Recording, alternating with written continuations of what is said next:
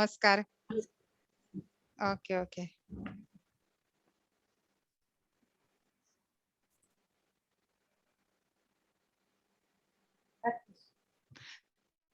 शोभनाताई सुरू कधी करायचं सांगा.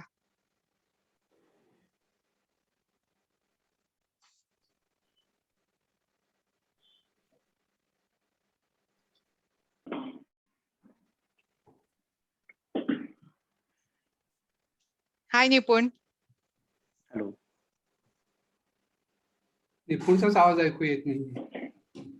येत नाहीये. नाही हा, तू आता. बोललाच नव्हता म्हणून ऐकू आलं नाही. आता आला ना आवाज. आला. आला ना. आला आला. अतुलजी आणि शोभनाताई सुरू कधी करायचं सांगा. 5 मिनिट 4 वाजून 5 मिनिटांनी करूया. हो चालेल. करायचं म्हणजे त्याला निपुणला जर घाई असेल तर करूच आपण. नाही नाही काही आपण तुमच्या वेळेनुसार करू. निपुण किती वेळ आहे थोडा हाताशी. अवघड प्रश्न नाही, विचारलाय. नाही नाही असं काही नाही. काही असं मी काही ठरवून नाही आलोय. जेवढा वेळ लागेल तेवढा लागेल असं काही प्रॉब्लेम नाही. सो नाईस पुढे ऑफ काही यू. ठेवलेलं नाहीये मी आता तरी. आम्ही nice. सगळे दोस्त आहोत त्यामुळे काही आम्हाला भान नाही राहत जास्त बोलून नाही. म्हणून त्याला आधीच विचारून घेतलेलं बरं. हो. Don't worry about it.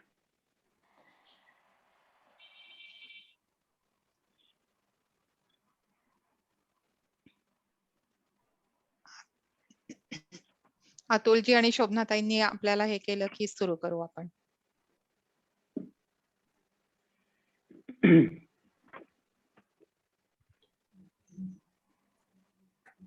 गरमी वाटली.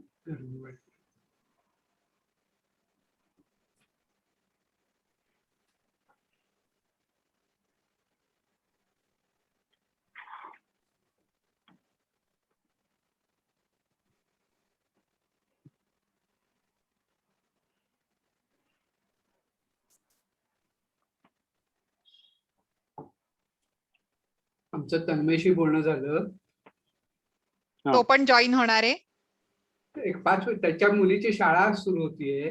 अच्छा अच्छा. आणि शाळेची वेळ आहे. तो म्हटला 5 मिनिटांसाठी तरी जॉईन होतो. होऊ दे ना.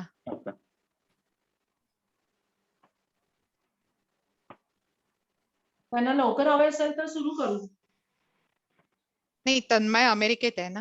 हा तेच म्हणजे त्यांना कुठलं सोयीचं आहे. उशिरा थोडं उशिरा सोयीचं असेल मला वाटतं. पहाट झाली असेल त्यांची. आता 6:30 झाले असतील. 6:45 त्याला निघायचंय तिला शाळेत सोडायला. आज ओ. पहिलाच दिवस आहे शाळेचा. मग हो, सुरू करू तिकडे. का? मग आपण सुरू करू. It's okay. म्हणजे तो जमलं तर होईल. त्याचं आता तिचं सगळं आवरून वगैरे. नाही आणि नंतर तो लिंक पाठवू ना आपण इन केस. हा हा ते तर आहेच सगळं. लाईव्ह समजा नाही हे झालं तरी. तिची फिजिकल शाळा सुरू होते का तिथे. आज फिजिकल शाळा आणि शाळा पण बदलली आहे. आज नवीन शाळा आहे. अरे वा.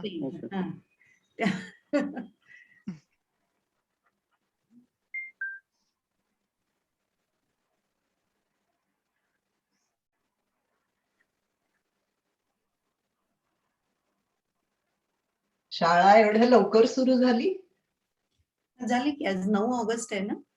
त्यांच्याकडे अशाच होतात. साधारण दुसऱ्या सोमवारीच ऑगस्टच्या होतात त्यांच्याकडे.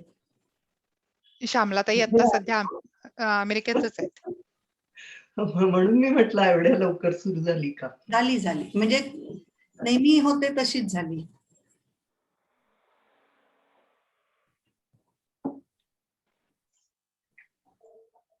स्टेट मध्ये कुठे आहेत ते. अटलांटा. अच्छा. तुम्ही कुठे आहात. मी आता पेन्सिल्व्हानिया मध्ये. I C. टेम्परेचर कसं आहे आता तिथं. आता गरम आहे तसं म्हणजे 80s मध्ये आहे. I see. दिवसा.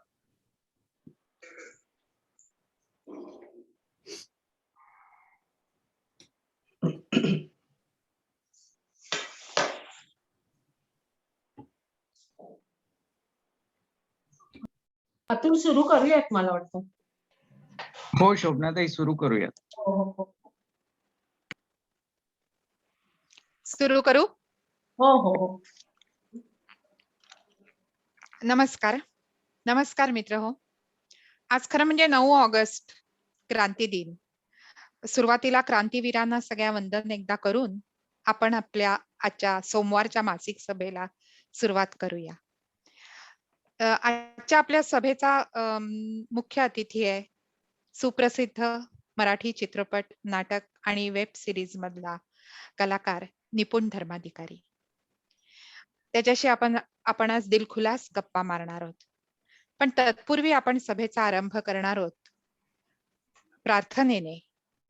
नागपूरहून थेट मिनल दशपुत्र यांनी रेकॉर्डिंग करून पाठवलेली प्रार्थना आपण आरंभी ऐकूया आणि त्यानंतर पुढे जाऊया. मी डॉक्टर अतुल ठाकूरना विनंती करते की मिनल दशपुत्र यांच्या प्रार्थनेचं रेकॉर्डिंग आम्हाला ऐकवावं.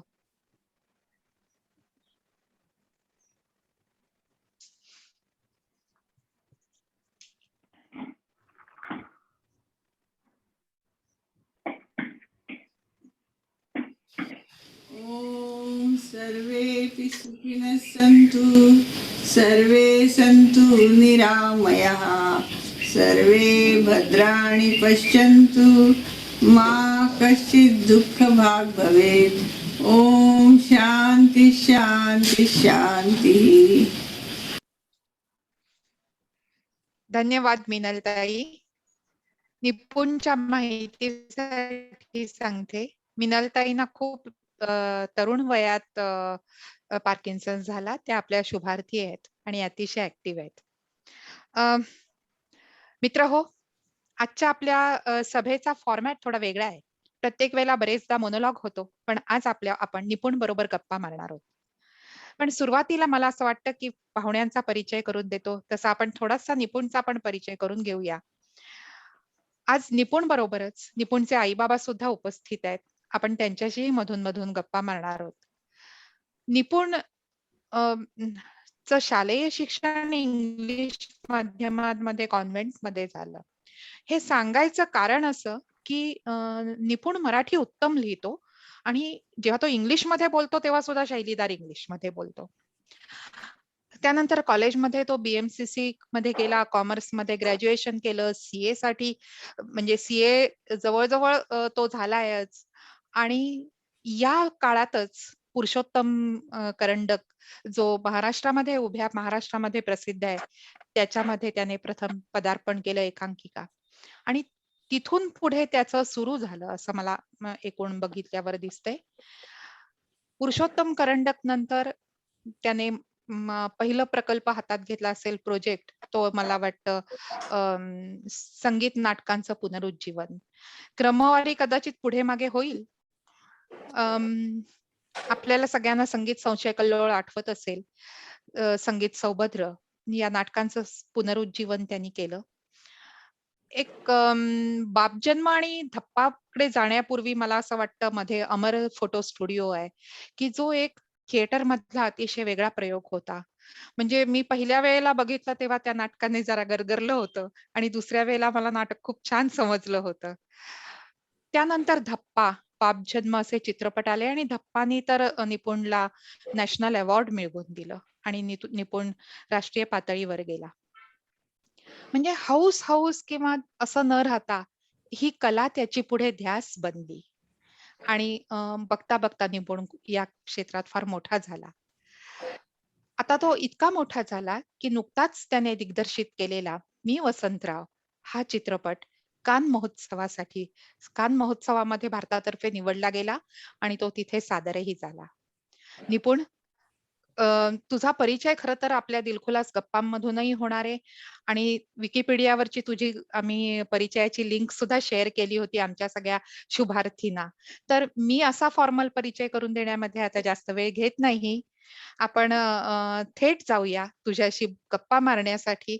पण तत्पूर्वी तू खरंच बिझी असतोस हे आम्हाला सगळ्यांना माहितीये, कारण तुझी आई जरी तिचं नाव डॉक्टर अमिता धर्माधिकारी असलं तरी ती माहेरची मीरा जोशी आणि मी आणि ती महाविद्यालयापासून म्हणजे एकमेकींना ओळखतो. मैत्रिणीचा मुलगा आहेस तू. आपण गप्पांना जाणारच आहोत, पण त्यामुळे तू किती व्यस्त असतोस हे आम्हाला सगळ्यांना माहितीये.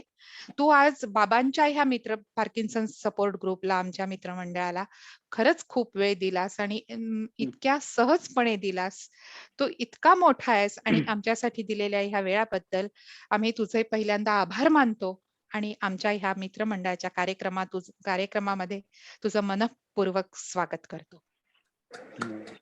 आज आपल्या बरोबर स्क्रीनवर आहेत, म्हणजे मीटिंग मध्ये उपस्थित आहेत आमच्या मित्रमंडळाच्या अध्यक्षा, म्हणजे ज्यांच्या पतींनी शेंडे साहेबांनी ह्या मित्रमंडळाची स्थापना केली, त्या श्यामलाताई शेंडे थेट पेन्सिल्व्हेनिया मधून उपस्थित आहेत आणि त्या प्रत्येक सभेसाठी उपस्थित असतात.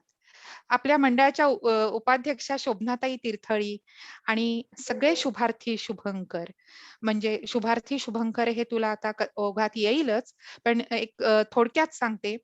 जसं विद्या ज्याला हवी तो विद्यार्थी, तसा जो शुभ चिंतितो तो शुभार्थी, आणि शुभार्थीला जे सगळे मदत करतात, त्याचं मनोबल वाढवतात, ते सगळे शुभंकर.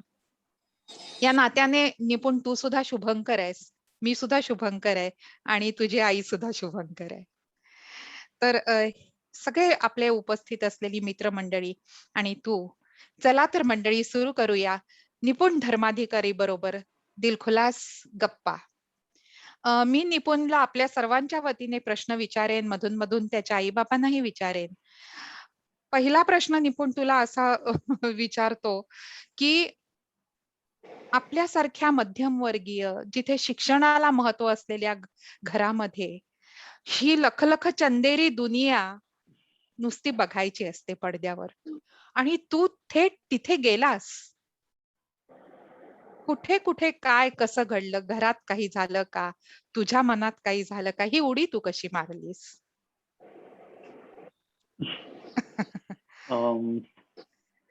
मला असं वाटतं की लहानपणापासून आईबाबांनी मला, म्हणजे अर्थात शिक्षणाला आमच्याकडे महत्व आहेच आहे. आईबाबा दोघेही आता पुण्यात जरी स्थायिक झाले असले तरी ते कराड, कोल्हापूर मधून स्वतःच्या हिमतीवर शिकत, म्हणजे अशा काय आपल्याकडे अगदी रस्त्याच्या दिव्याखाली शिक्षण जरी झालं नसलं त्यांचं, तरी बऱ्यापैकी कठीण प्रसंगातनं त्यांनी शिक्षण केलेलं आहे आणि ते स्वतःच्या पायावर इथे उभे राहिलेत या शहरामध्ये.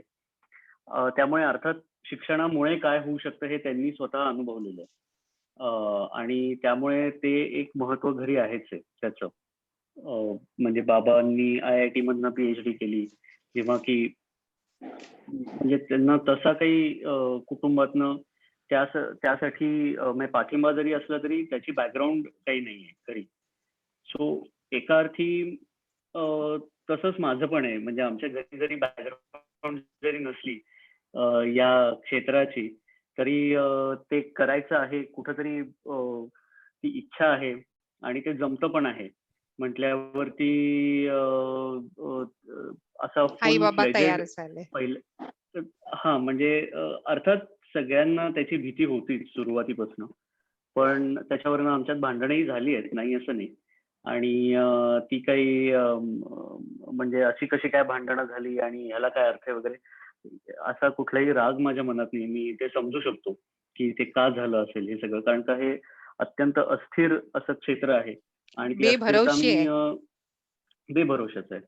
आणि ती अस्थिरता मी खरं तर रोज अनुभवतो. ती बदलत राहते अस्थिरता. कधीतरी सुरुवातीला जास्त करून पैशांबाबत असते, नंतर आपण एक काम केल्यावरती त्या कन्सिस्टन्सीची अस्थिरता असते वगैरे वगैरे वगैरे. त्यामुळे त्यांचं काय म्हणणं होतं हे मी समजू शकतो, नाही असं नाही. पण कुठेतरी आपल्याला एक मनातनं इच्छा असते, तळमळ असते काहीतरी करायची, आणि ती करायला कधीतरी खूप म्हणजे शेवटी त्यांना ते असं समजलं की मला काय करायचं आहे आणि त्यांनी मला ती परवानगी दिली अगदी CA संपता.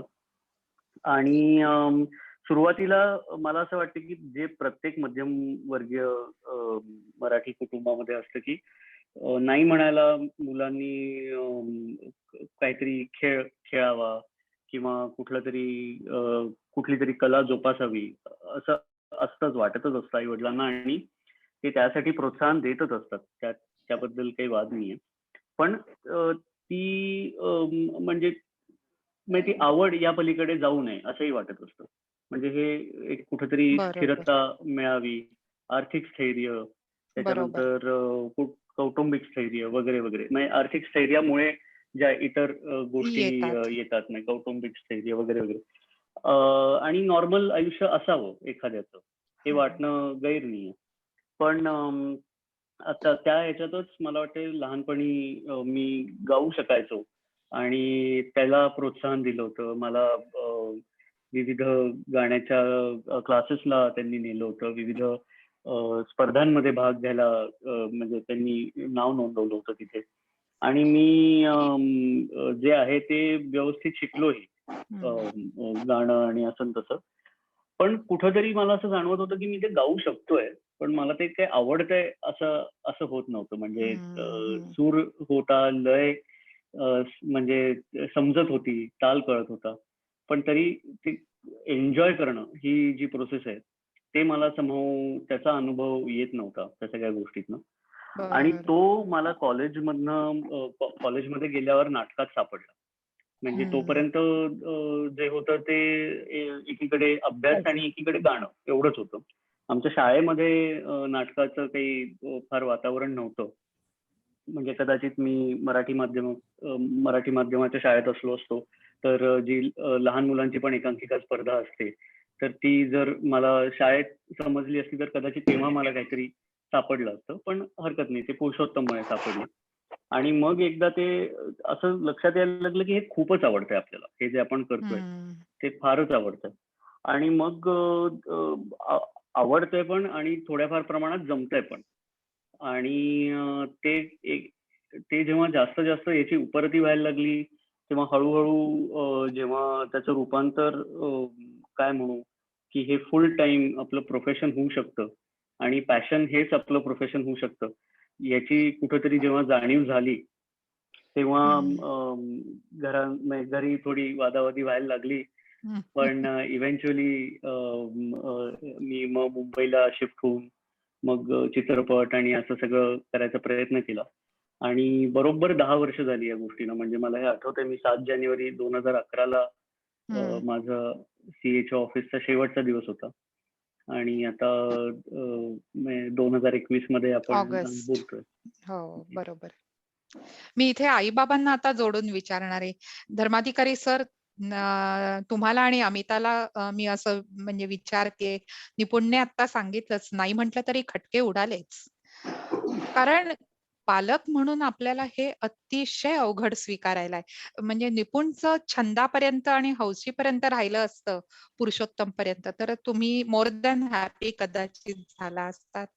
पण पुढे जे निपुणने ती चौकट ओलांडली, ते तुम्ही कसं स्वीकारलत? आणि ह्याला जोडूनच विचारते, म्हणजे तुम्ही दोघंही त्याचंही उत्तर द्या. निपुणमध्ये हा स्पार्क तुम्हाला दिसला होता का लहानपणी? आणि जर म्हणजे तो घडण्यासाठी काही विशेष घडलं का? म्हणजे त्याचं हे कलाक्षेत्रामधली अभिव्यक्ती आणि जे आहे, यासाठी काही विशेष परिश्रम आई-बाबा म्हणून तुम्ही घेतले गेले का? दुसऱ्या प्रश्नाचं आधी उत्तर दे. चालेल. हो. अगदी तो मगाशी म्हटला तसं ते सूर, ताल, लय हे सगळं तो घेऊन आला होता. म्हणजे अगदी 2 वर्षाचा असल्यापासून ते आम्हाला जाणवायला लागलं की ज्या पद्धतीनं तो शास्त्रीय संगीत ऐकतो, एन्जॉय करतो आणि तल्लीन होतो. आणि मग आम्ही सल्लाही घेतला होता तज्ञांचा की खरंच याला कळतंय का आम्हालाच आपलं आई वडील म्हणून वाटतंय तसं. तर ते म्हणाले की नाही सूर आहे त्याच्या गळ्यामध्ये. तर म्हणून मग आम्ही त्याला ते शिकवायला सुरुवात केली आणि तो म्हटला तसं त्याचं मन रमलं नाही हे आम्हाला नंतर कळलं. म्हणजे पण अर्थात संगीतातही त्यानं काम केलंच बरंच. जरी तो स्वतः गायक म्हणून त्याला नको वाटत असलं तरी त्यानं संगीत क्षेत्रात जे काम केलं, संगीत नाटकांचं पुनरुज्जीवन, ते आपल्या पिढीला फार आवडलं काम. अगदी. आणि त्यामुळे ते महत्वाचं काम झालं त्याच्या हातून आणि त्यासाठी त्याला ते संगीताचं शिक्षण जे काही बेसिक 4 वर्ष तो शिकला क्लासिकल, ते नक्कीच उपयोगी पडलेलं आहे. हो, आणि हे एक झालं, म्हणजे ते जाणीवपूर्वक आम्ही त्याला ते शिक्षण केलं होतं, दिलं. केलं होतं. आणि मुलं कॉन्व्हेंटमध्ये असल्यामुळे मराठी वाङ्मय, मराठी नाटक पासून थोडी दूर होती. त्यांना स्वतःलाही काही वाटायचं नाही. आम्हाला खूप आवड होती. एकदा आम्ही फुकट नाटक होतं म्हणून त्यांना आग्रह करून नेलं, की म्हटलं नाही बघितलं तरी चालेल, मधनंच उठून यायचं. तर ते वराड निघाले लंडनला आणि ते आवडलं. तो टर्निंग पॉइंट ठरलाय. नाही, टर्निंग पॉइंट असं नाही, पण ती बीजं रोवली गेली असतील हा, कदाचित. तेच ते म्हणजे निपुणच्या साठी हा, बरोबर. पुरुषोत्तमच्या इथे ते त्याचं प्रकट झालं. प्रकट झालं. पण ते केलं आणि मग त्यांना नकळत, म्हणजे ते इतकं आवडलं की आमच्या नकळत त्यानं ते पाठ करून त्याचे शाळेत प्रयोगही करायला सुरुवात केली. आणि त्याला अलाउ पण केलं. कॉन्व्हेंट असूनही त्याचे अगदी प्रिन्सिपल सुद्धा आवडीनं ते बघत होते, हा, एन्जॉय. क्या बात आहे. आणि आम्हाला तिकडूनच कळलं की निपुण असा प्रयोग करायला लागलाय त्याचे म्हणून हे सगळं झालं. आणखीन एक सांगायचं म्हणजे आता निपुणचं कसं आहे की तो डायरेक्टर आहे, तो लेखक आहे, मल्टी टॅलेंटेड. अभिनय पण करतो. तर हो. त्याच्यात त्याचा अभिनय दिसला. त्याचं टायमिंग, आता जे आपण त्याच्या टायमिंगचं कौतुक करतो, अगदी. टायमिंग वराडमध्ये दिसलं. आणि लेखनाचं मी मुद्दाम सांगते की ते फारसं निपुणच्याही लक्षात नाही की काय, किंवा ते फारसं बोललं गेलं नाही की काय, की आपल्या पेपरमधून अशा वेगवेगळ्या स्पर्धा असायच्या लहान मुलांसाठी रविवारच्या सकाळमध्ये वगैरे, की कथा निम्मीच लिहिली आहे ती पूर्ण करा, किंवा हा. कथेचे नुसते विषय दिलेत त्याच्यावरती कथा लिहा, बांधा. बर बर. तशा स्पर्धांमध्ये निपुणला मी भाग घ्यायला लावत होते, जरी मुलं कॉन्व्हेंटला होती तरी, तन्मयला आणि निपुणला दोघांनी. आणि मग एक अवघे धरू सुपंथ असं एक विषयावरती मी त्याला सुचवलं होतं की लिही बरं कथा. आणि माझ्या मनात एक कथा तयार होतीच, कारण पॅरलली आपल्याला काहीतरी तयारी लागतेच मुलांना जर अडलं तर. पण निपुणनं ती इतकी सुंदर लिहिली ती कथा. सुंदर असं म्हणण्याचं कारण म्हणजे ते छोटे छोटे वाक्यांमधले संवाद, ती पात्र उभारणी, की मला त्यावेळी आश्चर्य वाटलं की अरे एवढं चांगलं तर मी सुद्धा लिहू शकणार नाही, हा लिहितोय 8वीतला मुलगा. तर ते मला जरा बरं वाटलं होतं त्यावेळेला, की बरं झालं आपल्या मुलाला हे जमतंय ते. म्हणजे तिथे त्याचं लेखक पण मला किंचित जाणवलं.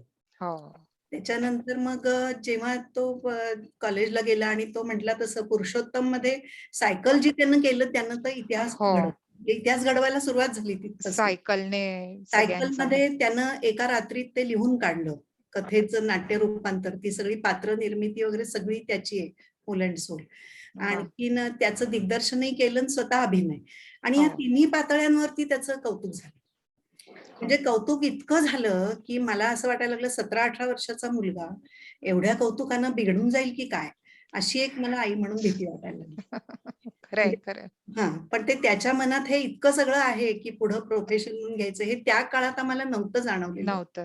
पण त्याच्यानंतर सांगते, म्हणजे खूप वर्षांनी मला तो एकदा म्हणाला की मी तो 9वीत असताना एका कथाकथनाच्या कार्यक्रमाला त्याला घेऊन गेले होते. म्हणजे माझं कॉन्ट्रीब्युशन म्हणशील तर हे एवढंच, की जसं प्रत्येक आई आपल्या मुलांना परिचय करून देत असते, तर त्या कार्यक्रमामध्ये दमा मिरासदारांची दळण म्हणून कथा त्या गृहस्थांनी सांगितली. आणि त्यावेळेला आम्ही ऐकलं, एन्जॉय केलं, घरी आलो. हा काहीच बोलला नव्हता त्यावेळेला.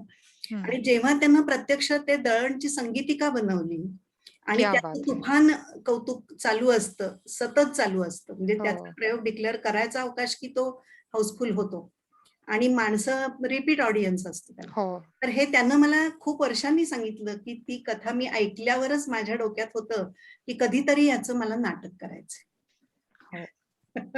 तर हे असं सगळं तो मनातल्या मनात मला वाटतं त्याची जडणघडण चालली होती. फक्त ती दिसत नव्हती, म्हणजे प्रकट रूपात आम्हाला ते माहित नव्हतं की त्याच्या मनात हे इतकं प्रोफेशन म्हणजे फुल टाइम म्हणून हे स्वीकारायचंय. आम्हाला त्यावेळी माहित नव्हतं. आम्हाला अगदी म्हणजे असं वाटत होतं शेवटपर्यंत की हा बहुतेक CA पूर्ण करून CA म्हणूनच काम करेल आणि हे छंदाच्या पातळीवर एक शनिवार रविवार तो नाटक करेल. जसं आपल्या पिढीत, म्हणजे पुन्हा हा पिढीचा फरक आहे की आपल्या पिढीत कसं हे सगळे मोठे मोठे लोक बँकांमध्ये किंवा BEST मध्ये नोकरी करून मग नाटक करायचे. हे बरोबर. आपल्या पुढचे आदर्श होते. खरंय, खरंय. तसं आम्ही बघत होतो. पण आताची बरोबर. या पिढीचं काहीतरी वेगळेपण असणारच. हो ना, म्हणजे हो ते ना. म्हणजे बॅकअपला एक सीएचं करिअर चालू ठेवायचं असं वाटत होतं आम्हाला. आणि म्हणजे स्थैर्यासाठी हो, बाकी काही नाही. हं. हो, हो, म्हणजे या जनरेशनचा एक हे म्हणू आपण हो, हो. खरंय. मित्रांमधलं. मला निपुणला विचारायचे म्हणजे हे सगळं गोळा करत गेला होतास तू. म्हणजे जाणीव म्हणजे कळत नकळत म्हणतो तसं ते कुठेतरी रजिस्टर होत होतं. पण इथे मला असं तुला विचारायचंय की आता फिल्म्स अँड टेलिव्हिजन इन्स्टिट्यूट असेल किंवा इतर मुंबई सारख्या ठिकाणी याचं तांत्रिक शिक्षण देणाऱ्या संस्था असतात. अं, तसं तू फॉर्मल या प्रकारातलं घेतलं नाहीयेस. आणि जाणवतंय असं की तू म्हणजे स्क्रिप्ट रायटिंग करतोयस, डायरेक्शन करतोयस, तू स्वतः अभिनय करतोयस आणि म्हणजे त्या क्षेत्रातल्या ज्या काही तांत्रिक बाजू असतील आणि आता सध्या जे वेब सीरीज किंवा YouTubeवर जे सगळं आहे, तिथलं स्क्रिप्ट रायटिंग करतोयस तू. तर कुठलंही फॉर्मल शिक्षण न घेता हे सगळी माध्यमामध्ये संचार करणं, हे तुला कसं काय जमतं? असं एक मला तुला विचारायचंय आणि त्याला जोडून मगाशी तू म्हणालास, की बेभरवशी किंवा अस्थिरता असते. तुझं क्षेत्र क्रिएटिव्हिटीचं आहे. म्हणजे जिथे रोजच्या दिवसाला नवीन काहीतरी सुचलं पाहिजे असं हे आहे. तर ही क्रिएटिव्हिटी सतत जागृत ठेवण्यासाठी तू स्वतः काय म्हणजे काही एक्सरसाइज करतोस? म्हणजे तू आता मीराने सांगितलं, की तू जन्माला आलास तोच गिफ्टेड चाइल्ड म्हणून आलास आणि आई-बाबांनी तुझं त्याच्या गिफ्टचं टॅलेंटमध्ये रूपांतर केलं. पण आता तुला फील्डमध्ये रोज चौकार-षटकार मारायचेत. अम, नाही मला वाटतं अम, एका परीने थोडाफार नशिबाचाही भाग आहे. नक्कीच. सुचत जातं. त्याबद्दल त्याचं मी अस्तित्व अमान्य नाही करत. दुसरी गोष्ट अशी की मी FTI किंवा इतर कुठल्या कॉलेज किंवा जी फिल्म स्कूल आहे त्याच्यातनं काही शिक्षण घेतलं नाही. कारण तेव्हा जस्ट माझं CA संपलं होतं. म्हणजे मी ते आर्टिकलशिप संपवली होती आणि मला असं मी अस्वस्थ झालो होतो खूप. मला काम करायचं होतं आणि जे काही वर्ष मला काम करायला जमलं नव्हतं. आर्टिकलशिपमुळे किंवा जे काही अभ्यासाचं प्रेशर होतं त्यामुळे आणि अर्थात कामाच्या वेळा काहीही असायच्या. हो. तर म्हणजे इतकं ते मला करायचं होतं की CA सोडल्याच्या एका वर्षात मी 5 नाटकांचं दिग्दर्शन केलं होतं 2 अंकी. की म्हणजे एकामागून एक मी चालूच ठेवलं होतं ते. म्हणजे ते असं कुठेतरी तुंबलेलं असतं ते जे होतं ते फिलिंग हो. आलं होतं. आणि दुसरी गोष्ट अशी झाली होती की मला असं झालं होतं की मला आता काम करायचंय. मला अजून आता शिक्षण नकोय. आणि ही त्या वयाची गोष्ट होती. म्हणजे अर्थात मला तो एक अनुभव घ्यायला आवडलंच असतं. मला हो. FTI सारख्या इन्स्टिट्यूटमध्ये किंवा नक्कीच. अमेरिकेत किंवा युरोपमध्ये कुठल्यातरी इन्स्टिट्यूटमध्ये जाऊन शिकणं आणि तो एक वेगळा अनुभव आहे. आणि अर्थातच म्हणजे 2 स्कूल ऑफ थॉट आहेत की हो. एक जण म्हणतो की काही नाही हे आपण अशा क्षेत्रात आहोत की आपण प्रॅक्टिस करत आपण एका परफेक्शन कडे जातो आणि हे जे अभ्यास आहे तो तुम्ही पण करू शकता. म्हणजे बरोबर. चित्रपट बघून त्याच्याबद्दल वाचून अप्रिसिएशन कोर्सेस अटेंड करून किंवा मग त्या क्षेत्रातल्या माणसांबरोबर असून. आणि दुसरी गोष्ट मला हे दिसत होतं की म्हणजे फिल्म स्कूलला अप्लाय करून तिकडे शिक्षण करून त्याच्यामध्ये पुढे 3-4 वर्ष गेली. त्याच्यानंतर तिकडनं बाहेर पडून परत मी जे आत्ता काम करू शकणार आहे तेच परत मला म्हणजे 4 वर्ष म्हणजे अर्थात मी शिकलो असतो पण परत काम जे आहे मी त्याच लेवलचं केलं. आणि असं कदाचित नाही होत की कालबाह्य थोडंसं. कदाचित नाही तो विचार नाही माझ्या मनात आला. पण असं नाही की काय IIM मधनं पासआउट झाल्यावरती एक चांगली जशी नोकरी मिळते तसं नाही की FTI मधनं पासआउट झाल्यावर लगेच दिग्दर्शक बरोबर. तुम्हाला घेतात. ते परत तुम्हाला असिस्टंट डिरेक्टर लेवल पासूनच सुरू करावं लागतं बऱ्याच जणांना. त्यामुळे मला असं होतं की म्हणजे आत्ता मी सुरू केलं काम तरी मी हेच काम करणार आहे. त्याच्यानंतर 3-4 वर्षांनी तेच काम करणार आहे. सो मला आत्ता सुरुवात तरी करू दे आणि मग बघू वाटलं तर आपण परत शिकू वगैरे वगैरे. पण कधी परत म्हणजे काम काही ना काहीतरी करत राहिलो. त्यामुळे शिक्षण बरोबर. जे आहे ते थोडंसं मागे पडलं. तांत्रिक शिक्षण जे या गोष्टीचं आहे ते. हो. पण बसून जरी पेपर आणि असं सगळं काही लिहिलं नसलं किंवा मी जाऊन अगदी बसून वर्ग अटेंड केले नसले, तरी अभ्यास हा चालूच होता. म्हणजे हे वाचणं, स्क्रीन प्लेज वाचणं, त्याची पुस्तकं अवेलेबल असायची. अर्थात आता तर एक अख्खी वेबसाईट आहे हो. स्क्रिप्ट डेटाबेसची, की जिथे सगळे जगातले बरेचसे चित्रपट तुम्हाला वाचायला मिळतात. सो माझ्यासाठी तो एक खूप महत्वाचा शिक्षणाचा भाग होता, की ते स्क्रीन प्ले क्रॉसवर्ड सारख्या दुकानात मिळायचे. सो ते स्क्रीन प्ले वाचायचे आणि मग चित्रपट बघायचा. मग म्हणजे ते चित्रभाषा आणि याच्यावरती कागदावर लिहिलेली जी भाषा आहे त्याच्यात काय साम्य आहे ते जेव्हा ट्रान्सलेट होतं स्क्रीनवरती तेव्हा त्याच्यात काय फरक पडत गेला वगैरे वगैरे वगैरे. आणि लेखनाचं म्हणाल तर म्हणजे त्याच्यामध्ये एक क्राफ्ट आहे लेखनाचं आणि हो. तो मी आधी नीट शिकायला हवा होता असं आता मला वाटतं लिहून झाल्यावर. म्हणजे चित्रपट लिहिल्यानंतर पण असं वाटतं, कारण का जेव्हा लिहायला सुरुवात केली तेव्हा मी परत म्हणजे मी वयाचं कारण देतो दरवेळेला, मी त्याच्या आड लपतोय मला मान्य आहे. पण तरी मला असं सतत वाटायचं की नाही ही क्रिएटिव्ह स्पेस आहे म्हटल्यावरती आपण आपल्याला सुचणार आहे. आपण बसून लिहिलं की ते फक्त लिहिण्याचं. आणि मला काही लोक सांगायचे की नाही त्याला एक क्राफ्ट असतं, ते इतक्या इतक्या मिनिटाला असं असं काहीतरी व्हायला पाहिजे. आणि मला अशा पद्धतीचं क्राफ्ट अजिबात आवडायचं नाही. मला ते फ्री फ्लोईंग असावं हो. लिखाण आणि असं ते त्याच्यात जास्त माझा कल होता. पण आता अर्थात हे लिहून 5-6 चित्रपट लिहून झाले, अजून लिहिले गेलेत आणि ते बनतायत वगैरे. आणि मला असं जाणवलं की कुठेतरी अनाहूतपणे मी ते क्राफ्ट शिकलोय आणि ते बरोबर. शिकायला लागलं पण आहे, की एकलव्य पद्धतीने का होईना. का होईना, पण एकलव्य ते एक. झालंय. हो. सो म्हणजे मग ते त्यामुळे माझं जरी तिथे शिक्षण झालं नाही, तरी मला असं वाटतंय की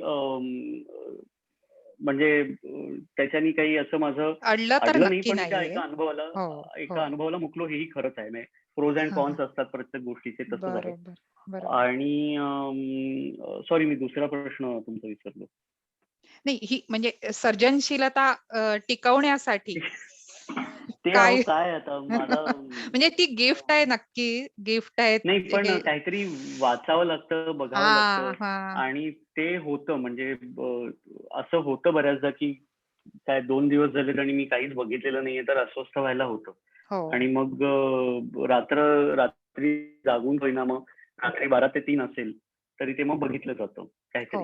हो. दुसरी गोष्ट अशी आहे की मी ऐकतो खूप. म्हणजे जर कोणी सांगत असेल की मी काहीतरी लिहिलेलं आहे, कथा लिहिली आहे, मग बरोबर. भले त्या माणसाने आधी काही काम जरी केलं नसलं तरी मी ती ऐकतो नक्की कथा पूर्णपणे. बरोबर. सो ते त्या म्हणजे त्या कामामध्ये सतत काही करून राहायचा प्रयत्न करतो. आणि मला वाटतं प्रॅक्टिकल गोष्टीतनच जास्त करून ती टिकणार आहे. आणि बरोबर. दुसरी ही पण गोष्ट आहे की हे पण हा पण अनुभव घेतलाय. कधीतरी या सगळ्यातनं ब्रेक घेऊन लांब जाऊन पण कुठेतरी काहीतरी काहीही असू शकतं ज्याच्यातनं ते स्ट्राईक होतं. आपण परत बरोबर. त्या आपल्या कथेकडे येतो. जेही हो. माझ्यासाठी काम करून गेलंय. कारण का मध्ये एक जवळजवळ 1-1.5 वर्षाचा काळ असा होता की जेव्हा काही घडत पण नव्हतं. काम म्हणजे चालू होतंय आणि बंद पडत होतं किंवा असं सगळं होतं आणि त्या सगळ्याचा म्हणजे वीट आला होता, कंटाळा आला होता, की हे काय करतोय आपण वगैरे. आणि आपसूकपणे या सगळ्या क्षेत्रापासून मी क्षेत्रापासून नाही, कामापासून मी थोडासा लांब गेलो कामापासून. होतो. पण परत म्हणजे एखादी घटना घडते, काहीतरी माझा आता या गोष्टीवर विश्वास बसायला लागला, की आपण जेव्हा एखाद्या गोष्टीचा खूप विचारत असतो किंवा त्याचा पाठपुरावा करत असतो, तेव्हा इथून तिथून काहीतरी आपल्याला त्याच्याबद्दल एखादी ओळ कळते किंवा सापडत एखादं असतं. काहीतरी सापडतं त्यातनं. खरंय. हे खरंय. मी खरं म्हणजे काल पण अनुभवलं. त्यामुळे मला त्याचा अजून प्रकर्षाने म्हणजे प्रत्यय आलाय. पण कुठूनही क्रिएटिव्हिटी मिळू शकते. हे काही त्याच्यात बरोबर. म्हणजे त्याला काही मला तरी त्याची दिशा अशी काही ठरवता येते की मी विपश्यना केली की मग मला काहीतरी सुचेल, किंवा बरोबर. मी त्याचा काही हिमाचलला फॉर्म्युला गेलो तर नाहीये. कसं, असं काही फॉर्म्युला, त्याचा काही गाडी चालवता फॉर्म्युला नाही. चालवता पण काहीतरी सुचू शकतं, काही ऍब्सोल्युटली. प्रतिभा आहे हे ती कधी येईल सांगता येत नाही. काही सांगता येत नाही. हो. इथे अजून एक तांत्रिक प्रश्न विचारते आणि मग थोडंसं पर्सनल प्रश्नांकडे पण 1-2 जाणार आहे. की म्हणजे हो. हे कसं तू ठरवतोस, की या कथाबीजातून मी चित्रपट काढेन, या कथाबीजाचं एकांकिका करेन, या कथा फॉर्म म्हणजे मला म्हणायचंय, याचं नाटक करेन आलं लक्षात. किंवा हे मी कास्टिंग काउचवर जाईन आणि असं हे एक. आणि मी सगळ्या काका-काकूंना असं एक सांगतेय, मगाशी एक थोडंसं राहून गेलं. निपुणची स्वतःची निर्मितीची कंपनी आहे आणि त्याचं नावच नाटक कंपनी आहे. आणि कास्टिंग काउच नावाचा एक भाडीपा म्हणजे सारंग साठे आणि मंडळींनी भाडीपा नावाची संस्था सुरू केली आहे, ज्याच्या स्वतःचं मोठं YouTube चॅनेल आहे आणि त्याच्यावर अनेक प्रहसनं आणि अशा गोष्टी असतात. निपुण त्याचा एक अविभाज्य घटक आहे आणि कास्टिंग काउच नावाचे सेलिब्रिटींचे एक इंटरव्ह्यूज निपुण आणि त्याचा मित्र, जिवलग मित्र अमेय वाघ घेतात आणि त्या कास्टिंग काउच मधलं अनेक जणांनी बघितलं पण असेल, अनुराग कश्यप, काजोल आणि ह्या सगळ्यांचे इंटरव्ह्यूज. निपुणचं आणि त्या अमेय वाघचं ट्युनिंग आणि त्यांचं टायमिंग हे खरंच अप्रतिम आहे. म्हणजे त्यातून होणारी आनंदाची निर्मिती ही आपल्याला म्हणजे औषधाच्या पलीकडची आहे, असं खरंच निपुण मला सांगावसं वाटतं. आणि मीराने पण एक फीडबॅक दिलाय, तो मी नंतर सांगेन शेवटी आपल्या गप्पांच्या. तर ओके. हो, हे मला विचारायचं होतं, की तुझ्या कथाबीजाला फॉर्म तू कसा निवडतोस? तर मला असं वाटते की कुठलीही कथा ही वेगवेगळ्या माध्यमात सांगता येते. हे माध्यमांतर करणं शक्य आहे. म्हणजे अच्छा. आता रारंगढांग सारखी कादंबरी असेल, हो. ज्याचं ऑडिओ बुक केलं होतं. सो त्याचं ऑडिओ बुक करताना म्हणजे ते फक्त बसून काय म्हणजे सचिन खेडेकर सारख्या माणसाने बसून वाचायचंय, म्हणजे तो उत्तमच वाचणार आहे आणि ते ऐकायला आपल्याला आवडणारच आहे. सो तसं करायचं आहे का माध्यम, आता त्याच्याकडे माध्यम म्हणून बघायचं आहे. सो ते ऑडिओ बुकचं माध्यम आहे आणि मला आता ते जो कोण आपला श्रोता आहे ते ऐकताना त्याला त्या म्हणजे त्या हिमालयात त्याला घेऊन जायचंय, तिकडचे पर्वत, तिकडचं वातावरण, तिकडचं ते म्हणजे त्या विनायकची होणारी म्हणजे घालमेल, हे सगळं त्याच्यातनं जर दाखवायचं असेल तर मग ते माध्यमांतर करण्यासाठी काय करावं लागेल, तर मग त्याचा एक स्क्रीन प्ले लिहिणं, मग त्याचा परत मी आधी जो शब्द वापरला क्राफ्टिंग त्याचं. सो म्हणजे मला विचाराल तर मी आता इंग्लिशमध्ये सांगताना मी म्हणतो की I am a storyteller. आणि मग ती गोष्ट सांगताना आपण कधीतरी असे सगळे गप्पा मारत बसलोय तेव्हा कथा सांगणं असेल, किंवा मग ही कथा आता मला जर नाटकामध्ये सांगायची असेल तर ती कुठल्या पद्धतीने सांगायची, जर चित्र माध्यमातून सांगायची असेल तर त्याचं छायांकन कसं व्हायला पाहिजे किंवा कुठले सीन्स असायला पाहिजेत. सो बऱ्याचदा ती कथाच डिक्टेट करते की हे याचं माध्यम काय आहे, आणि ते हेरणं जास्त गरजेचं आहे आणि ते मी करायचा जास्त प्रयत्न करतो. Story dictates the medium. बरोबर. काय म्हणजे प्रबळ कुठलं फॉर्म असेल हे ते कथाबीजच ठरवतं. बरोबर. की ह्याच्यात ती अधिक छान दिसेल. बरोबर. आता एक 2 प्रश्न थोडेसे पर्सनल विचारते. बाबांच्या पार्किन्सन्स बद्दल कळलं तेव्हा तुला काय वाटलं?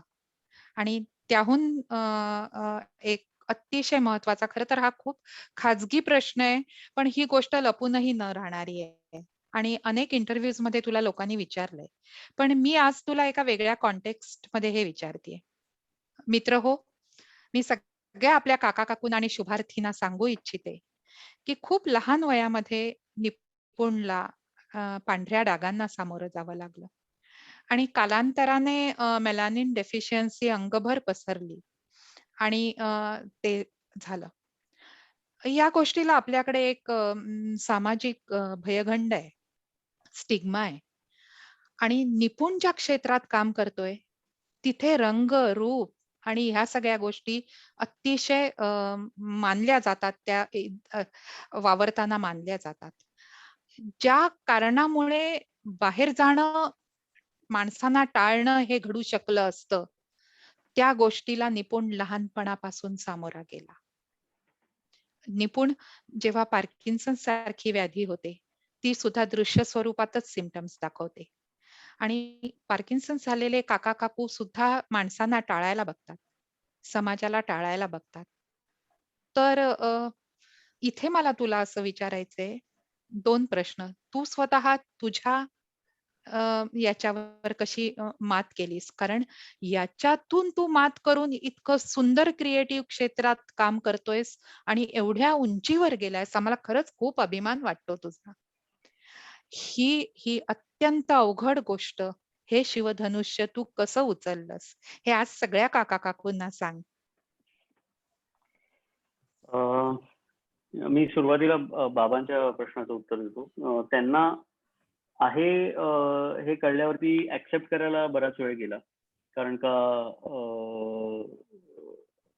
म्हणजे नसतो आपण त्याच्यासाठी तयार या अशा बिलकुल. गोष्टींसाठी. म्हणजे हे कितीही खरं असलं की कधीतरी काहीतरी आपल्या जवळच्या माणसांना होणार आहे काय, म्हणजे अनिवार्य आहे अशा काही गोष्टी होणं, हे जरी कुठंतरी आपल्याला माहिती असतं तरी जेव्हा ते आपल्या घरात.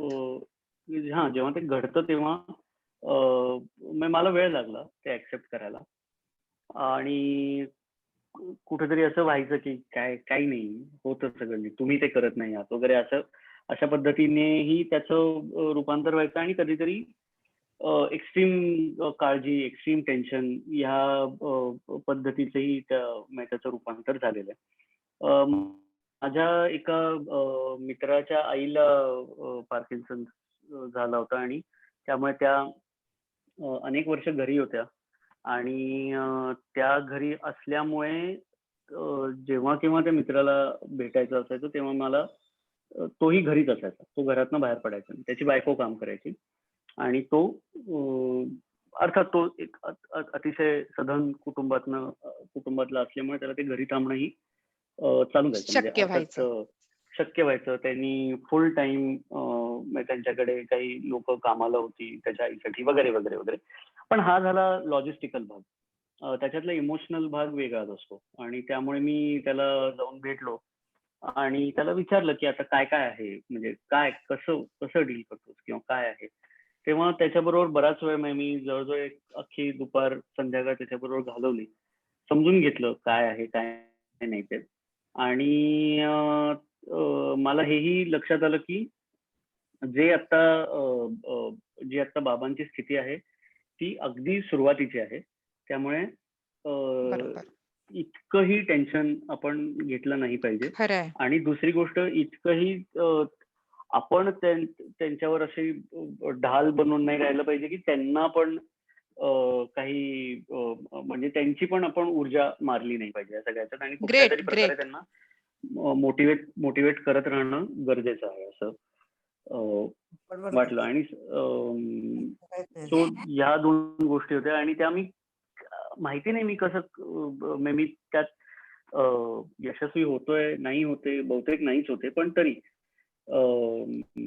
काही ना काहीतरी मग डॉक्टरांशी, वेगळ्या डॉक्टरांबद्दल माहिती काढणं, ती येऊन सांगणं त्याच्याविषयी, ते या सगळ्या गोष्टी चालू आहेत. पण मी अजूनही ते म्हणजे आता कुठंतरी मला वाटतं गेल्या 1-1.5 वर्षात मी ते ऍक्सेप्ट केलंय बहुतेक ही गोष्ट. आणि आता त्याचं आपण त्याला सामोरं कसं जायचं याचा प्लॅन अजूनही माझ्या डोक्यात बनतोच आहे. अजून काही तो पूर्णपणे बनलेला नाहीये. Great, great. माझी जी पर्सनल गोष्ट तुम्ही विचारली ती परत मी काय म्हणू, परवाच माझं आईबाबांबरोबर पण हेच बोलणं झालं की त्यांनी इतकं केलं माझ्यासाठी लहानपणी, म्हणजे माझ्यापेक्षा माझ्यासाठी तो स्टिग्मा होता वगैरे सगळं मान्यच आहे, पण त्यांच्यासाठीही होता. म्हणजे आता काही महिन्यांपूर्वीच मला मूल झाल्यावरती मी विचारही करू शकत नाही या गोष्टीचा, जर त्या मुलाला काही तसं होणार असेल तर, म्हणजे माझ्या मुलीला. तर तो त्यांनी बऱ्यापैकी धैर्याने ते सगळं घेतलं होतं. त्यात तर हे सगळं असताना बाबा परदेशी होते वर्षभर, आणि ते म्हणजे 93-94 साली जेव्हा आत्ता जसं इझिली आपण आत्ता जसं बोलतोय किंवा हो. व्हिडिओ कॉलवरती इतकं सोपं होतं, तर हे म्हणजे ते आपण एक पत्र लिहिणार, मग 2 महिन्यांनी त्याचं उत्तर येणार वगैरे वगैरे वगैरे. फोन पण नव्हते घरी. हो. सो असा तो सगळा काळ होता, आणि तो सगळा आईने समर्थपणे सांभाळलं होतं, ते जे काय होतं ते. आणि त्यामध्ये मी तिची पण धावपळ बघत होतो, की ती आम्ही पुण्यात राहायचो, कितीतरी डॉक्टर्स म्हणजे आणि काय काय ट्रीटमेंट. हो. म्हणजे आता हे सगळं लस घेण्यावरनं कधीतरी मित्रांमध्ये चर्चा होते की कशी इंजेक्शन घ्यायला भीती वाटते काही लोकांना वगैरे वगैरे. पण एकतर आमचं असं अशी ट्रीटमेंट होती की मला दर एका दिवसांनी जाऊन इंजेक्शन घ्यायला लागायचं. आणि तेव्हा मी असं 7-8 वर्षांचा होतो, त्यामुळे तेव्हापासूनच सवय होती त्या इंजेक्शनची. आणि शेजारीच आमच्या एक काकुराच्या ज्या इंजेक्शन देऊ शकायच्या, त्यामुळे कधी कधी तर म्हणजे मी आमच्या एकटाच गेटमधनं जायचो, त्यांच्या घरी जायचो, इंजेक्शन घ्यायचो, परत यायचो. अशा पद्धतीचंही ते. आणि काहीही ट्रीटमेंट म्हणजे ऑल्टरनेट ट्रीटमेंट हे ते काही त्याला पॅनिकच अर्थ होतात नव्हता. ना पालक. हम्म. हा म्हणजे ते. पालक. आणि नॅचरल आहे, अगदी नॅचरल माहिती. आणि हो. माझ्या भावाला एक तो सुरुवातीला खरं छोटा डाग आला होता पापणीवरती. तो आमच्या फॅमिली डॉक्टरच्या औषधाने गेला होता. लगेचच मला पोटावरती छोटा डाग आला. त्यामुळे असं नॅचरली असं वाटलं की हे तेच आहे, तशाच पद्धतीचं आहे. पण त्या औषधाचं सॉरी नाही, सॉरी कुणाचं तरी माईक चालू आहे. अच्छा, अतुलजी. Okay okay. हा, कुणाचा तरी माईक चालू आहे. सगळ्यांना सॉरी म्यूट सॉरी मला वाटलं करूयात का? तुम्ही केलं. नाही नाही नाही, सो माईक चालू आहे. सो ते विविध म्हणजे आयुर्वेदिक, होमिओपॅथी, ॲलोपॅथी अर्थातच. आणि मग पुण्यात राहत असून बाबा परदेशात असून आई मला मग दर विकेंडला मिरजेला न्यायची, कारण का तिकडे एक डॉक्टर होते, त्यांच्या औषधांना गुण येत होता वगैरे वगैरे वगैरे. ते इव्हेंच्युअली चेहऱ्यावरती आले डाग, आणि असं तसं जे काय झालं ते. मला असं वाटतं की माझ्या आजूबाजूला माणसं चांगली होती, अर्थात आई बाबा होतेच, पण माझे मित्रमंडळी पण चांगले होते, ज्यांनी काय फार त्याचा बाऊ केला नाही कुठल्याच ग्रेट. गोष्टीने. मी काही वेगळा खचून आहे असं जाशील. काही हो, म्हणजे असं काही खचून जाणवू दिलं जाशील. नाही. ते हम्म. सपोर्टिव्ह होते. हो. याचं महत्व आता कळतंय मला. मी कदाचित खरंय गृहीत खरंय. धरलंय सगळं. कारण लोकांच्या, आणि नातेवाईकांच्या नजरेतून दिसतं ना. हो हो हो खरंय. आणि काय बाकी ज्या गोष्टी व्हायच्या त्या व्हायच्याच. म्हणजे रस्त्यावरनं जाताना लोक बघायचे हो. किंवा, पण ते कुठेतरी मला वाटते जेव्हा एखादी गोष्ट म्हणजे तुझं एखाद्यानी कंडिशनिंग झालं.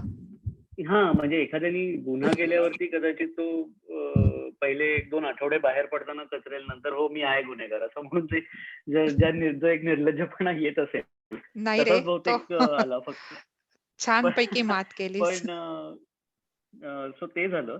पण एक माझ्या लक्षात आलं की थोडंफार म्हणजे ह्या स्टेजला ते पोहोचलं होतं की आमचा प्रवासही खूप व्हायला लागला. म्हणजे ते मंचर, नारायणगाव, तिकडचा एक डॉक्टर, आणि असं व्हायला लागलं की आई बाबांची मेंटल स्पेस खूप त्यामध्ये जाते असं मला वाटायला लागलं. कारण का ते याला विचार, याच्या ओळखीचे कोणी डॉक्टर आहेत का, मग कोणीतरी नातेवाईक येऊन सांगायचं, कोणी मित्राचा मित्र वगैरे वगैरे करत. सो ते जेव्हा एक साधारण आम्ही जवळजवळ किती 12-1 वर्ष प्रयत्न झाले, साधारण एक 9वी-10वीत मला वाटतंय मी त्यांना सांगितलं की आता आपण थांबूयात काही, कारण हे काय थांबतंय असं काही मला वाटत नाहीये. हे चालूच आहे जे काय डागांचं आक्रमण आहे ते. सो काही त्याला आपण करू शकत नाही, तो आपण थांबूयात. आणि मला वाटतं कुठंतरी त्यांनी पण ते ऍक्सेप्ट केलं. ते जरी माझ्यासाठी म्हणून कदाचित ते प्रयत्न चालू ठेवत होते, पण कुठेतरी त्यांनी ते ऍक्सेप्ट केलं. आणि मग परत मी म्हणतो हा नशिबाचा भाग आहे की ते आता जे डाग आहे ते म्हणजे माझा स्किन कलर झालाय. म्हणजे मी गोरा आहे असं लोकांना वाटतं अननॅचरली. पण ब्लेसिंग म्हणजे इन मी डिस्गाइज. फॉरेनर आहे. In a way. सो तसं ते झालंय. आता अर्थात मला कधीतरी या गोष्टीची भीती वाटते की एक दिवस ठरवतील हे डाग आणि परत जायचं म्हणतील, आणि मग परत जायचं म्हटल्यावरती परत ती प्रोसेस जर सुरू झाली आणि मग ते परत पॅचेस मध्ये त्याचं रूपांतर व्हायला लागलं, तर मी ते कसं डील करेन त्याबद्दल माझ्याकडे आता काही उत्तर नाही. कारण ते तेव्हा जे होईल ते होईल. तसं झालं तर तसं झालं तर तू आणखीन एक बाप जन्म 2 काढशील किंवा अमर फोटो स्टुडिओ 3 आणि 2 असं करशील नक्की. त्यामुळे कदाचित क्रिएटिव्हिटी वाढेल. तसं काही होऊ दे नको. होणारही नाही. बरोबर पण बरोबर. छान. पण मी जसं म्हणालो तसं की माणसं आजूबाजूला चांगली मिळत गेली. म्हणजे बायको असेल माझी, जिने पण मी काही मला जाणवू दिलं नाही. अर्थात सासरचे लोक ज्यांनी काही कुठलाही एकही त्याच्याबद्दल प्रश्न विचारला नाही. ग्रेट. आणि म्हणजे नॉर्मल कधीतरी होते जाणीव, नाही असं नाही. उन्हात जाता येत नाही किंवा हो. सनस्क्रीन लावायला लागतं जो चापून चोपून, किंवा कधीतरी कोणतरी फॉरेनर वगैरे म्हणतं. आता सोशल मीडियामुळे तर काही कुणाला आपण कुठल्याही प्रकारे कंट्रोल थांबवू करू शकत नाही. ज्याला जे नाही. बोलायचं ते आपल्यापर्यंत पोहोचतच. त्यामध्ये होतं पोहोचतंच. कधीतरी, नाही असं नाही. पण ठीक आहे, मला वाटतं आता या सगळ्या गोष्टीची सवय झाली. Great. आणि आपल्यापेक्षाही बरेच म्हणजे हा काही प्रॉब्लेम नाही असं माझ्या लक्षात आलंय. आपल्यापेक्षाही बरेच प्रॉब्लेम असलेली लोक आहेत. So it's okay. ग्रेट. म्हणजे तू छोट्या रेषेच्या शेजारी एक मोठी रेष काढल्यासारखं झालं.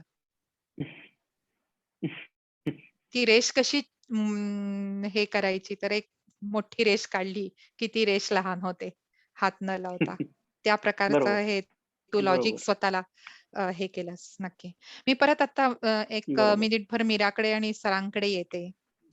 हो. धर्माधिकारी सर आणि मीरा, तुमच्यासाठी हा आघात म्हणजे 4थ्या-5व्या वर्षी मुलाच्या पोटावर पांढरा डाग दिसला. यासारखं शॉक आणि आघात मला वाटतं खरंच हे नाही. तुम्ही तुमच्या दोघांचं करावं तेवढं कौतुक खरंच थोडं आहे, की तुम्ही तुमच्या करिअरवर सुद्धा ह्याचा कुठेही परिणाम होऊन दिलेला दिसत नाहीये. कारण त्यानंतरच तुमच्या दोघांच्याही म्हणजे तुमच्या डॉक्टरेट म्हणा किंवा सरांनी टाटा मोटर्समध्ये केलेलं प्रचंड काम, हे सगळं त्यानंतर घडलंय. म्हणजे घरामध्ये जेव्हा अशा प्रकारचं काही आहे स्वतःच्या मुलाला, आणि आपल्याला माहितीच आहे सगळ्यांना, आपण असं म्हणतो मला काही झालं तरी चालेल, पण बाळाला काही नको होऊ दे. मागे म्हणजे हेच मागे येणं की बाळाला काही नको होऊ दे. तर सर आणि मीरा, तुम्ही या बाबतीत थोडं सांगा आणि मग मी निपुणला एक अखेरचा प्रश्न विचारणार आहे. म्हणणार आहे तुम्ही? हा, मला वाटतं निपुण सांगितलंय बरेचसं. त्यातच आमचंही उत्तर सामावलेलं आहे. हो. त्याच्यात आणखीन एक गोष्ट फक्त मी ऍड करते.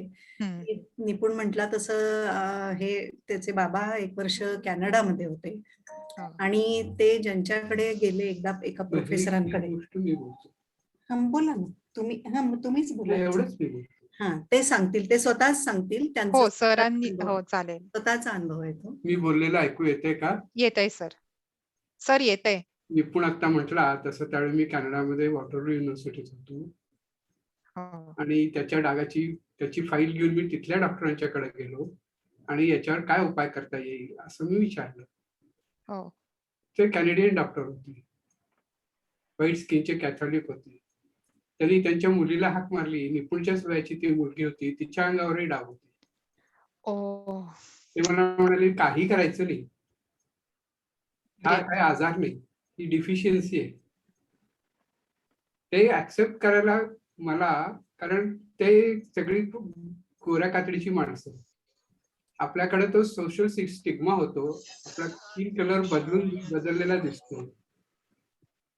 त्यामुळे त्यांनी जे सांगितलं ते ऍक्सेप्ट करायला मला वेळ लागला. खरंय सर. त्यामुळे आमचे प्रयत्न इथे चालूच होते. आणि निपुण म्हटला तसं सगळ्या पॅथी झाल्या होत्या. पण टप्प्याटप्प्याने मग तिथून परत आल्यावर मी आमच्या युनिव्हर्सिटीमध्ये बोर्डच डॉक्टर म्हणून होते. त्यांच्या सल्ल्यानं टप्प्याटप्प्यानं औषधं कमी केली, कारण औषधं एकदम कमी बंदही करता येत नव्हती. हो.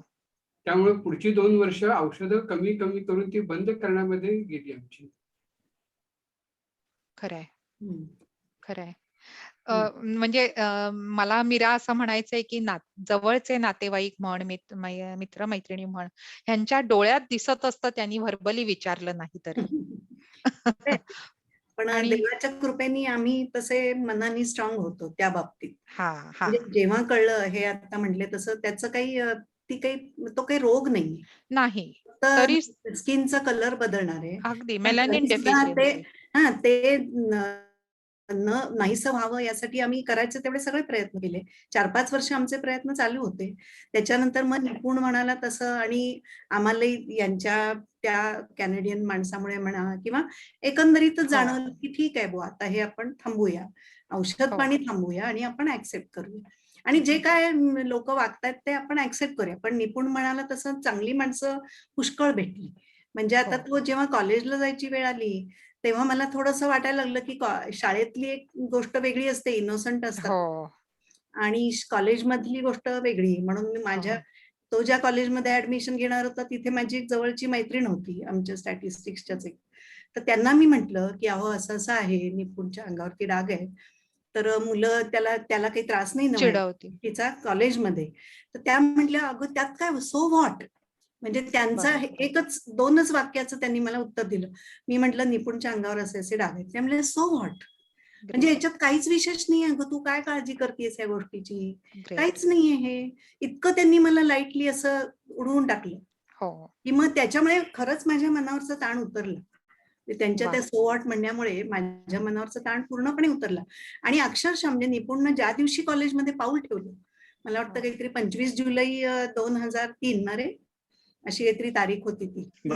आणि ज्या दिवशी निपुणनं कॉलेजमध्ये पाऊल ठेवलं त्याच दिवशी त्याचं नाटकामध्ये सिलेक्शन झालं. क्या बात आहे. 11वीत गेल्यावर. म्हणजे तू म्हणतेस तसं त्या लखलख चंदेरी दुनियेच्या 26 फुटी त्या अवकाशात त्याचा प्रवेश झाला पहिल्या दिवशी. मग त्या डागांचा विषयच राहिला नाही, पुढे कुठलाच नाही तो विषय.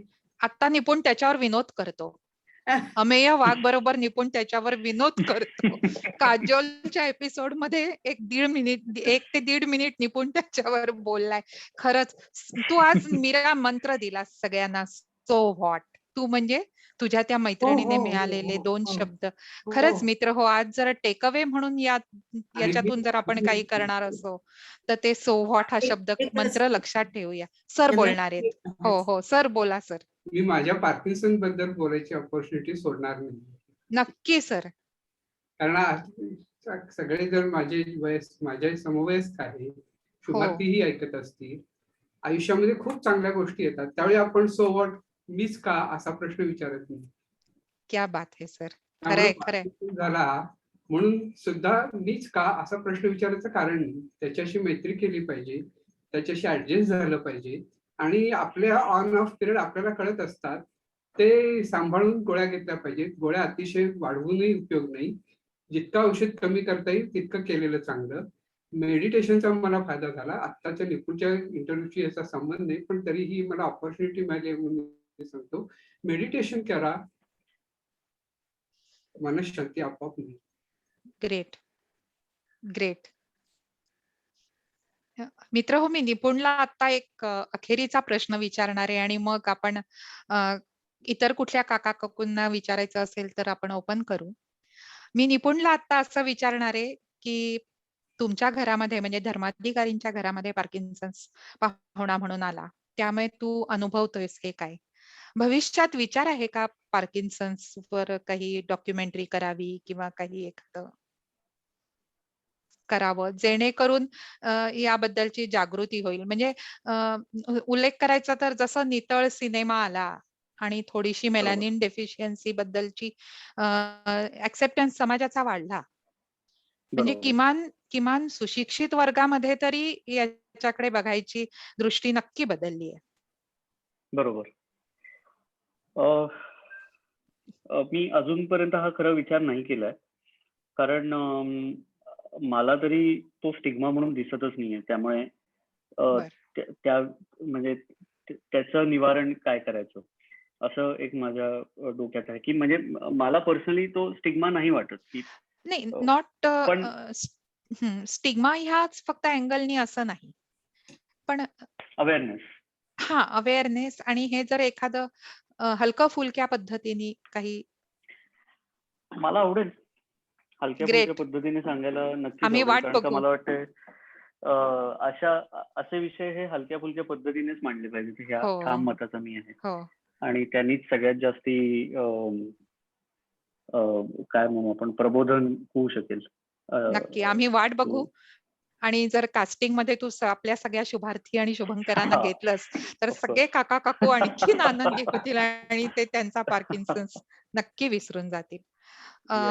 मला असं वाटतं जे कारण आज तुला बेसिकली आम्हाला जे प्रश्न विचारायचे होते तुम्हा सगळ्यांना तिघांनाही, ते काही तुझं आम्हाला तुझा कलाकार म्हणून किंवा तुझं परफॉर्मर म्हणून किंवा तुझं स्क्रिप्ट रायटर म्हणून मूल्यमापन करणं हा बिलकुल उद्देश नव्हता. गाभा हा होता की बाबांना काहीतरी झालंय, तुला काहीतरी वेगळं झालंय आणि ह्या 2 ऑडवर तुमचं कुटुंब मात करतंय आणि तू जे काही उंची गाठतोयस, हे सगळी प्रोसेस समजावून घ्यायची होती. या निमित्ताने तुझे आणि आई-बाबांचे असलेले संबंध, प्रेमसंबंध आणि सगळं आम्हाला खूप जवळून बघायला मिळालं निपुण. मीरा आणि धर्माधिकारी सर खरंच याबद्दल तुम्हा दोघांचं अभिनंदन करावं तेवढं थोडं आहे. कारण तुम्ही जाणते अजाणतेपणी जे त्याला पोषक वातावरण दिलं, त्याचंच हे खरं म्हणजे फलित आहे, असं मला वाटतं. माझ्या मनात जे होते योजलेले प्रश्न ते सगळे खरं तर विचारून झालेत. निपुणने दिलखुलास त्याला उत्तरं दिली आहेत. धर्माधिकारी सर आणि धर्माधिकारी मॅडमनीही अतिशय सुंदर उत्तरं दिली आहेत. मित्र हो, तुमच्यापैकी कुणाला काही प्रश्न असतील तर एखाद दुसरा प्रश्न आपण नक्की घेऊया आणि मग निपुणच्या वेळेचा आपण थोडं भान लक्षात ठेवूया असं मला वाटतं. मी डॉक्टर माझ्या रेखा वेळेचं एक Sorry, एक yes. क्वेश्चन विचारण्याऐवजी तुम्ही आपली म्हणजे पहिल्यापासून आतापर्यंत कशी थोडी डेव्हलपमेंट होत गेली आणि कसं चेंजेस होत गेले, आपल्याला कसं जास्तीत जास्त खुलून नाटकांचा बद्दल काही अजून वाढलं तुमचं कौशल्य वगैरे, थोडक्यात आम्हाला एक 5 मिनिटाच्या आत सांगितलं तर छान वाटेल. ओके. आय सॉरी, मला प्रश्न नाही समजला. मी काय नाही, नाटकाची जर्नी सांगू की कसं, कुठून सुरुवात झाली आणि आता काय असं? म्हणजे ओके. आईनी असं सांगितलं बहुतेक तसं. ग्राफ कसा चढत गेला असं त्यांना. Yes yes. Okay okay. तो आईनी म्हणालो तसं सुरुवात जी झाली ती एक पाथरी प्रयोगाने झाली. म्हणजे सुरुवात फक्त म्हणजे माझ्या पुरतं नाटक करण्यापासून झाली आणि असं ते बरा निघाले लंडनला होतं आणि ते कॅसेट त्याची ऐकून त्याची घरी येऊन पारायण करून ते कधी पाठ झालं कळलं नाही. ते शाळेत करायला लागलो. त्यामुळे मित्रांनी गणपतीत प्रयोग करायला बोलवलं आणि तिकडनं माझी आयुष्याची पहिली कमाई मला मिळाली आणि ती पण नाटकामुळेच मिळाली. त्याच्यानंतर कॉलेजमध्ये आल्यावरती पुरुषोत्तम करायला लागल्यामुळे त्या नाटकांमध्ये अभिनय केला आणि तोपर्यंत अभिनयच काय म्हणू आपण फोकस होता. अंदाजे त्यावेळेला इतर सगळे माझे मित्र बाकी ऑडिशन्स वगैरे देत होते आणि तेव्हा टेलिव्हिजन वरती काम करणं म्हणजे त्याला एक बरंच वलय होतं. आताही आहे पण तरी तेव्हा जरा जास्तच होतं, कारण का ते एक असं वेगळं समजलं जाणारं माध्यम होतं आणि त्यांना काही काही रोल्स मिळत होते, मला ते मिळत नव्हते. कदाचित डागांमुळे असेल किंवा मग नसेल मला जमत ते. आणि कुठंतरी असं झालं की मला दिग्दर्शनाकडे म्हणजे आधी मला काहीच दिग्दर्शनाचा अनुभव नसल्यामुळे कोणी दिग्दर्शन केलंही नव्हतं आणि कॉलेजमध्ये पुरुषोत्तममुळे मी एका दिग्दर्शकाच्या हाताखाली काम केल्यामुळे मला साधारण ते पण थोडं अट्रॅक्टिव्ह वाटू लागलं होतं. मी आकर्षित झालो होतो त्या एका क्षेत्राकडे आणि मग मला लगेचच संधी मिळाली. जेव्हा मी फर्स्ट इयरला गेलो तेव्हा आमचे माझ्यासाठी माझं नशीब म्हणून की आमचे सगळे सिनियर्स पासआउट झाले, त्यामुळे नाटक बसवायला कोणी नव्हतं तर मी लगेचच ती संधी मी घेतली ती आणि सोडलीच नाही. आणि मग तेव्हा सायकल नावाचं एक नाटक बसवलं. त्याच वर्षी एक लूज कंट्रोल नावाचं नाटक बसवलं, ज्या एकांकिका, दीर्घांक वगैरे असे होते. लूज कंट्रोलचं मग एक ते बऱ्यापैकी तेव्हा गाजलं आणि मग त्याचं व्यावसायिक नाटकात रूपांतर झालं आणि तेव्हा त्या निमित्ताने मी 2 अंकी नाटक बसवलं लूज कंट्रोलच. पण ते पड पडलं नाटक, म्हणजे काही त्याचं झालंच नाही. जे वाटत होतं की काहीतरी होईल, पण त्यामुळे निदान मला 2 अंकी नाटक बसवायचा अनुभव मिळाला. आणि मग पुढे नाट्य संस्था काढली माझी एक नाटक कंपनी म्हणून, कारण का जेव्हा कॉलेजमधनं पासआउट व्हायची वेळ आली तेव्हा एक नक्की ठरलं होतं माझं की परत कॉलेजमध्ये येऊन त्या एकांकिका सर्कलमध्ये आपल्याला अडकायचं नाही. नाहीतर मग ते सतत असं होत राहतं की विद्यार्थ्यांची स्पर्धा आहे पण कोणीतरी टीशीतला माणूस येऊन एकांकिका बसवतो वगैरे असं ते त्याची मला चिड यायची तेव्हा पण जेव्हा मी दिग्दर्शन करत होतो. त्यामुळे ते आपण करायचं नाही हे ठरलं होतं. पण मग आता बॅनर काय, कारण का कॉलेजमधनं तर आपण पासआउट होतोय म्हटल्यावरती मग एक संस्था स्वतःची सुरू केली मित्रांबरोबरच नाटक कंपनी नावाची. त्याच्यातनं मग नाट्य निर्मिती आणि त्याच्यातले खाचखळगे आणि कंगोरे ते आपोआपच शिकत पुढे गेलो. त्याच्यामध्ये करता करता चुका झाल्या, काही गोष्टी शिकत गेलो. असं करत करत इव्हेंच्युअली CA संपता संपता संगीत नाटक करायला राहुल देशपांडेंनी विचारलं आणि मग ती 5 अंकी संगीत नाटकं 2 अंकी नाटकांमध्ये त्याचं रूपांतर करणं, त्याचं संकलन करणं, दिग्दर्शन करणं करत करत करत करत इव्हेंच्युअली आता अमर फोटो स्टुडिओ नावाचं नाटक बसवलं. त्याच्यानंतर पण 1-2 नाटकं बसवली पण मला वाटतं ते त्यातल्या त्यात शेवटी केलेलं जरा त्यातल्या बरं काम आहे नाट्य क्षेत्रात. अमर फोटो स्टुडिओ ही खरं तर मराठी थिएटर मधली क्रांती आहे निपुण. थँक्यू. खरंच. मला तुमच्या नावाचं कधी कौतुक वाटलंय का? मी बाबांना हा प्रश्न विचारला होता की त्याला निपुण नाव कसं ठेवलं? ते पण लहानपणी. हो ना, नाही तर जन्मल्यावर ठेवलं ना नाव आणि तो इतका निपुण पाय होईल. पाळण्यात दिसले.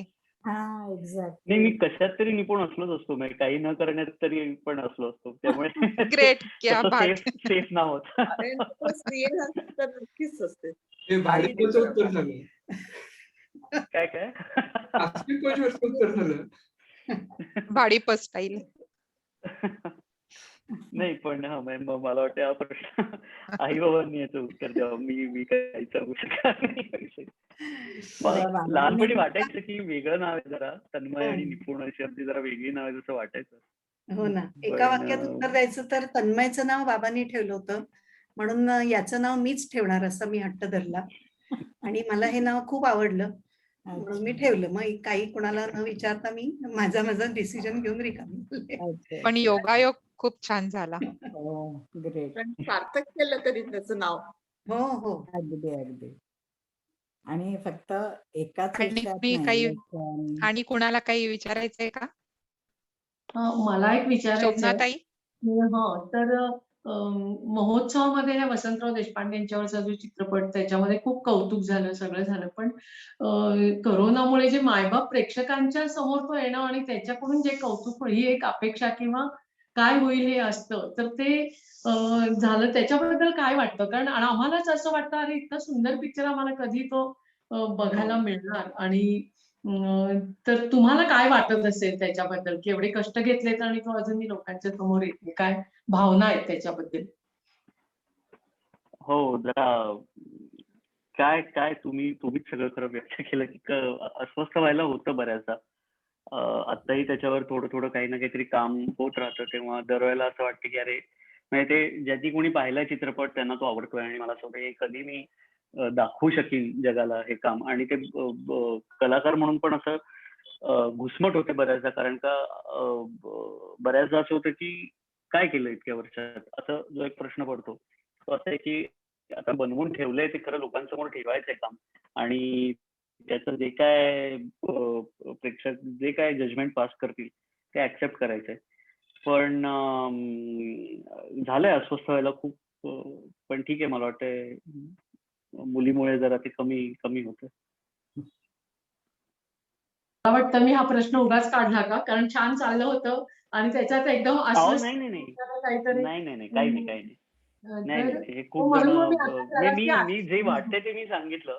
हो. त्याच्यामध्ये पण मला खूप असं वाटतं की तुम्ही आमच्या खूप शुभेच्छा आहेत. लवकर तो आमच्या समोर यावा आणि त्याला उदंड यश लाभावं, सगळ्यांना तो आवडावा अशी शुभेच्छा तर मी व्यक्त करतेच. हो, लवकर thank you. व्यवस्थित व्हावा आणि अत्युच्च आनंदाचा क्षण ह्या सगळ्या क्षेत्रात जे की खूप यश मिळवलं, Yes. खूप गोष्टी. तर आपल्याला वाटतं त्याच्यापेक्षा एखादा वेगळाच अत्युच्च आनंदाचा क्षण असू शकतो की जो बक्षिसाने नाही, इतर यांनी नाही. तर तसं काही तुझ्याबाबत झालंय का या क्षेत्रात आल्यावर? बक्षिसाने नाही पण मला असं वाटतं की म्हणजे आता फॉर एक्झाम्पल अमर फोटो स्टुडिओचं जे उदाहरण आहे ते मी जेव्हा जेव्हा नाही, एकदा मी त्या नाटकाच्या प्रयोगाला मध्यात गेलो होतो. असा 100वा का काहीतरी प्रयोग होता का, असा मधला कुठला तरी प्रयोग होता आणि मी त्याच्यासाठी बालगंधर्वला गेलो होतो. तेव्हा तिकडचे जे कर्मचारी होते ते मला सांगत होते की फक्त या नाटकामुळे असं जाणवतंय की वेगळे चेहरे बघायला मिळतात थिएटरमध्ये. तरुण माणसं येतात हे दिसतंय आणि अशा पद्धतीचे असे लोक आहेत की जे आधी कधी बघितले नाहीयेत. आणि बरेच लोक असेही येऊन म्हणतात नाटकानंतर किंवा आता सोशल मीडियामुळे फेसबुकवरती, इंस्टाग्रामवरती वगैरे मेसेजेस करतात की या आधी कधीच नाटक पाहिलं नव्हतं, हे पहिलं नाटक जे बघितलं ते, आणि या क्षेत्राची गोडी लागली आणि त्यामुळे पुढे पण नाटकं आता आम्ही बघू. त्यामुळे एक प्रेक्षक वर्ग तयार होण्याचा जो आनंद आहे तो खूप आहे की आपण ते कधीच म्हणजे काम करताना त्याचा कधी माझ्याकडनं विचार झाला नव्हता की आपण एक नवीन प्रेक्षक वर्ग तयार करू. पण हे मला वाटतं कुठल्याही एका पुरस्कारापेक्षा जास्त चांगलं, कारण का पुढे जाऊन म्हणजे खरं तीच माझी काय म्हणू संपत्ती आहे. म्हणजे आर्थिक दृष्ट्या नाही म्हणते मी की जे माणसं हे म्हणतील की हे याचं काम आहे म्हणून आपण जाऊन बघूयात, यापेक्षा मोठं काहीच असू शकत नाही. एक वाक्य मी बोलू का मृदुला? बोला ना. हा, निपुण सांगतोय त्यालाच धरून आहे हे की अमर फोटो स्टुडिओच्याच एका प्रयोगाला असंच काहीतरी 100-200 असं काहीतरी असेल म्हणून टिळक स्मारक मंदिरला आम्ही गेलो होतो. तर तिथला तो तिकीट विक्री खिडकीवरचा माणूस म्हणाला की हे पहिलं नाटक असं आहे बऱ्याच वर्षांनी आलेलं की जेव्हा आम्हाला बाल्कनी उघडावी लागते, नाहीतर खालचं सुद्धा थिएटर भरलेलं नसतं आजकाल नाटकांना, आणि याच्या नाटकांसाठी आम्हाला बाल्कनी उघडावी लागते. म्हणजे असे अनेक प्रसंग आले. हा एक आहे. अशा प्रकारचे अनेक कॉम्प्लिमेंट्स निपुणचे आम्हाला मिळालेले आणि आमची कॉलर सतत ताठ राहिली आहे. तुमची काय आमची कॉलर ताठ होत असते. आमच्या ग्रुप मधले धर्माधिकारी त्यांचा हा मुलगा असं म्हणून आमची कॉलर ताठ होत असते नेहमी.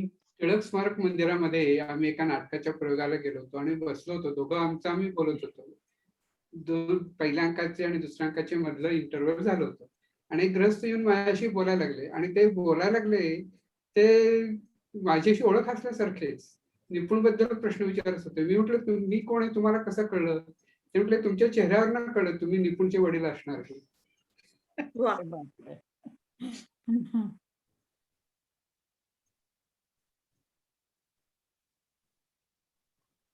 त्यांनी तुम्हाला ओळख दिली.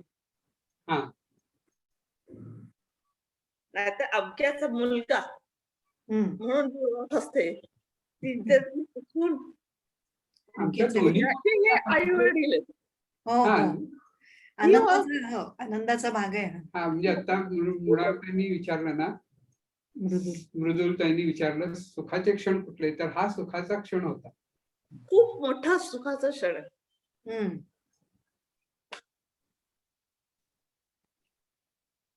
ग्रेट. खूप छान. खूप ओढ होती त्यांचं बोलणं ऐकण्याची, संदर्शन बघण्याची, कारण इतकं पेपरमध्ये येत असतं आणि सारखं असं वाटत असतं इतक्या तरुण वयामध्ये इतकी प्रसिद्धी मिळालेली आहे. त्याचं खूप कौतुक वाटतं. हॅलो. हा, बोला. हॅलो. बोलायचं कोणाला? हॅलो. हा, ऐकू येतं. हा, काही नाही. इतक्या तरुण वयात त्यांनी इतकी प्रसिद्धी मिळवली, त्याचा इतका अभिमान वाटतो. अगदी काही त्याच्याविषयी येतं पेपरमध्ये ते वाचण्याचं अगदी वाट बघत असते. आणि आपल्या ग्रुपमध्ये गिरीश कुलकर्णी आहे, तो त्या हडीतच अगदी वेडा आहे. मला त्यांनी सांगितलं होतं की मला खूप आवडतात ते निपुण धर्माधिकारी, मला त्यांना बघायचंय, त्यांचं ऐकायचंय बोलणं वगैरे. आज तो खूप खुश असेल. बोलणार आहे, तू का नाही बोलतोयस गिरीश? ऐकू जात नाही वाटतं. नाही, मी प्रवासात आहे, मी ऐकतोय सेशन. बरं. मला तुझीच खूप आठवण येत होती. निपुण येणार तेव्हापासून. माझा आवाज ऐकू येतोय? कारण मी बराच म्हणजे मधली 5 मिनिटं मी डिस्कनेक्ट झाले होते. येतोय ना ऐकू? हो, आता हो हो छान छान. हो. आता शोभनाताई. मृदुलाताई, मला वाटतं सर्वांचे प्रश्न संपलेत आता. बरं हो. बरं, म्हणजे आता आपण आभाराकडे जायचंय हो ना? हो हो हो. क्या बात है. मित्र हो, दूरदृश्य प्रणालीद्वारे असले की असे व्यत्यय येतातच. म्हणजे मलाच आता मी थोडा वेळासाठी डिस्कनेक्ट आणि अदृश्य झाले होते. पण क्रिएटिव्हिटी हेच सांगते, फाईन सोल्युशन. निपुण, धर्माधिकारी सर आणि मीरा, तुम्हा सर्वांचे आज खरं तर मानावे तेवढे आभार थोडे आहेत. एक सगळ्यात महत्वाचं मला खूप जे टू माय हार्ट भिडलं ते असं की तुम्ही खूप सहजपणे हे प्रश्न हाताळले, त्या प्रश्नांचा बाऊनही केला.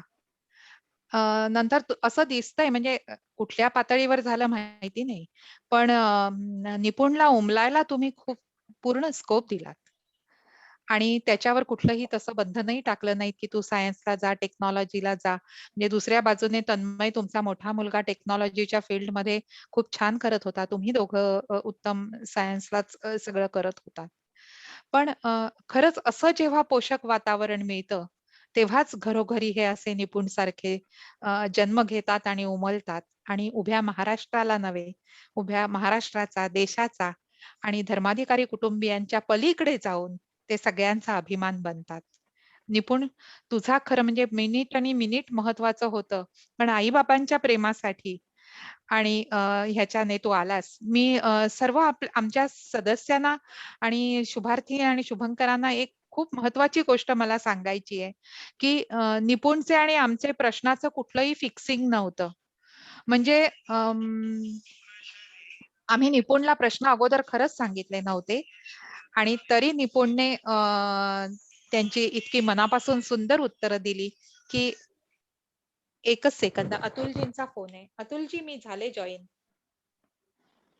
हो. म्हणजे आज आम्ही सगळेजण जेव्हा रात्री झोपू तेव्हा हे मान्य करू की आज निपुण आमच्यासाठी औषध ठरला.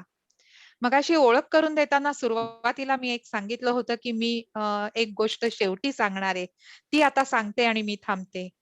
गेले 3 दिवस मी फक्त निपुण, निपुण आणि निपुणच होते. म्हणजे मी सगळे कास्टिंग काउच बघितले, मी सगळे भाडीपाचे बघितले, मी आनंद नाडकर्णींनी घेतलेली तुझी मुलाखत बघितली, मी टेडेक्स बघितलं. म्हणजे रिसर्च म्हणशील तर बरंच झालं. आणि रात्री 1-1 वाजेपर्यंत बघून सुद्धा माझ्या असं लक्षात आलं की जागरणाचा किंवा कशाचा त्रास झाला नाहीये. मला उलट आनंद मिळतोय त्यातून. हे मी मीरा बरोबर शेअर केलं.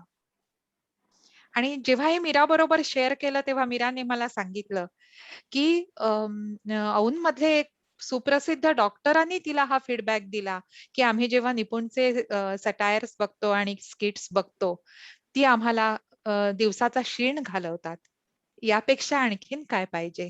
मित्र हो, आपण जेव्हा व्याधींच्या उपचारासाठी म्हणून एखाद्याकडे जावं आणि त्यानेच सांगावं की अहो तुमच्याकडेच त्याचं औषध आहे, तसं काहीसं धर्माधिकारी कुटुंबांच्या बाबतीत घडलं होतं आणि आता आजच्या मुलाखतीच्या निमित्ताने ते आपल्या बरोबर पण घडतंय.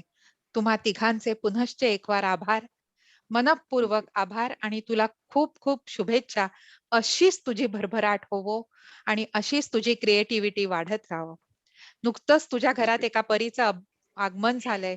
तुझी पत्नी संहिता एक सुंदर गाणं म्हणते.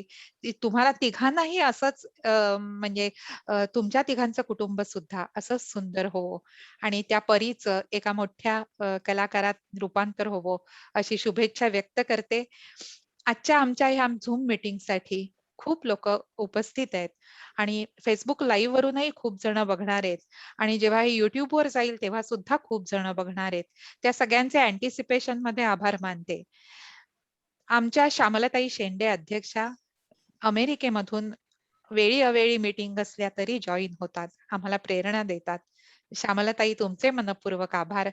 शोभनाताई तर तू ऐकतच असशील आई बाबांकडून. शोभनाताईंचं काम या हो. सपोर्ट ग्रुपसाठी खूप ग्रेट आहे. शोभनाताईंची प्रेरणा देणं आशाताई आहेत. आमच्या कार्यकारिणीच्या इतर सगळ्या अंजली महाजन, सविता ढमढेरे, वसु देसाई अशा सगळ्या सदस्य आहेत. आणि आमचे 2 जुने करमरकर काका आणि पटवर्धन काका हेही लोक आम्हाला खूप मदत करत असतात. आणि आता जो तांत्रिक सगळा टेक्निकल सपोर्ट असतो, आमच्याकडे काही भव्य दिव्य तुमच्यासारखी टेक्नॉलॉजी नाहीये. पण आमची हीच आहे अतुल टेक्नॉलॉजी. अतुल ठाकूर आम्हाला खूप हे करतात, सगळं सांभाळतात. मुंबईतून हे बघतात. गिरीश कुलकर्णी म्हणून आमचा एक मित्र आहे, छोटा यंग. तोही हे सगळं बघतो. आणि मग हे छोट्याशा ह्या सगळ्या टीम कडून हे आमचं छोटे मोठे काम चालू असतं. पण आज तुझ्या मुलाखतीने आमच्या या सगळ्या सपोर्ट ग्रुपच्या विश्वावर, भावविश्वावर म्हणूया, एक जादूची कांडी फिरवलीये. एवढंच मी तुला जाता जाता सांगते. त्यामुळे आजपासून सो व्हॉट दोन्ही अर्थी आम्ही हे करू. धर्माधिकारी सर, मीरा आणि निपुण पुनश्च एक वार पार्किन्सन सपोर्ट ग्रुप तर्फे तुमचे मनपूर्वक आभार. आणि आता आपण थांबतो.